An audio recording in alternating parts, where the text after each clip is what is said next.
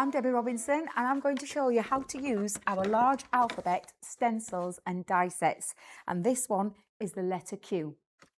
Right, so the first thing you're going to choose is your card base and your inner paper that you want to use, and these are your stencils. Now they're quite visible that you can see the difference between the two, where you have a large chunky outer base, which is going to be the base part of your card, and then the inner part, so they actually fit on top of each other. So I'm going to use a patterned cardstock for the inner and a plain cardstock for the outer.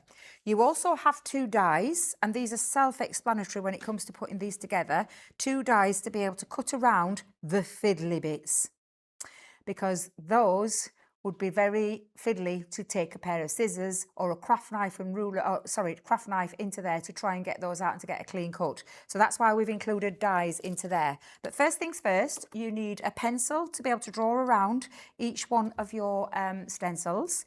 You can use a heat erasable pen if you want to erase those with the use of a heat tool. However, I find a pencil really straightforward, simple to use. So what you're going to do is place your stencil onto your cardstock and then literally just draw around the outside. Try and keep it into place. Don't worry if it comes slightly off, because we'll be able to erase out any of those mistakes. You just want a base to be able to start with. Make sure you do put this, because this will become, in a moment, clear as to why we've popped that in there, because where would you place your die? So if you use a pencil, that enables you to be able to see where to put your placement of your die. So again, we're going to take this onto the outside.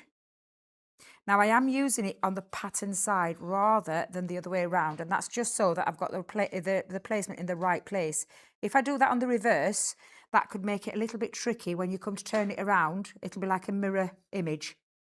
So I'm just popping that on there. I can put quite a dark line into there, but as you can see, I've got a visible where I can see the pencil mark. So you're going to take your dies, self-explanatory. You wouldn't put the big one over the top because, as you can see, that's too big. So you place the die that fits that draw line that you've popped on there. Take a piece of low-tack tape and hold that down into place so it doesn't move. The same with the large one. And if you just use your pencil mark as a guide where to put that, then that again will make that really easy to use. So we're going to pop that on to there, and then we're going to run that through our die cutting machine. I wonder if I could get those. No, I'll go with the big plates because this is a larger one. So let's pop those both onto there. Plastic shim, and then the other cutting plate onto the top, and run that through. Now these will fit through your large machines like your G2, your original Gemini, your Gemini Pro. They will also fit through your smaller machines, which is the Gemini Junior, and your MIDI, that's that non-electrical machine, the manual machine is what they will fit through. These won't fit through your small machines like the Gemini Go or the Gemini MIDI. It's just for the Mini. It's just for the larger machines from a 9x6 platform upwards. And that's cut those out beautifully.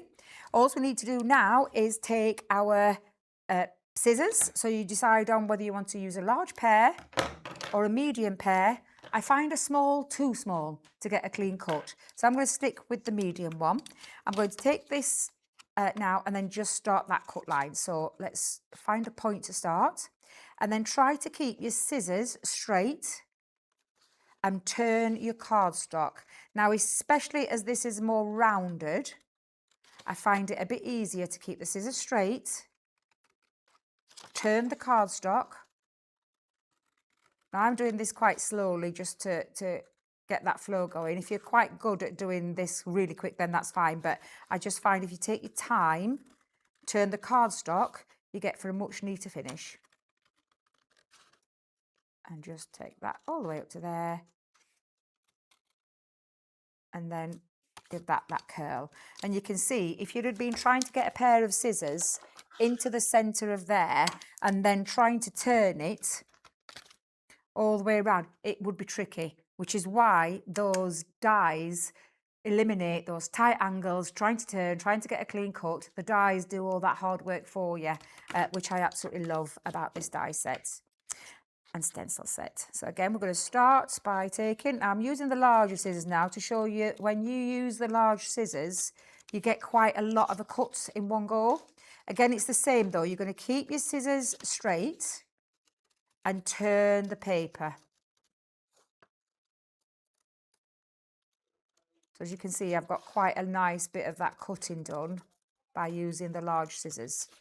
I think you'll find what works for you. I prefer either the small, the large or the medium size for these. And then just come in and finish that off there. Now, you may see some pencil marks still on there. So we're going to take our eraser and we're going to get rid of all those markings. The same on there, just with that inner part. As long as it hasn't moved too much, then it'll centralise itself. So just make sure that you follow that guide, that pencil mark where you put your die, and you should be okay with that. There we go, just finish those two pieces. The same with this one, going into that centre where the pencil marks are, down at the bottom here, and then any that you see. You might not see them till you've actually stuck your mat in, which you can erase afterwards, but just let your glue dry.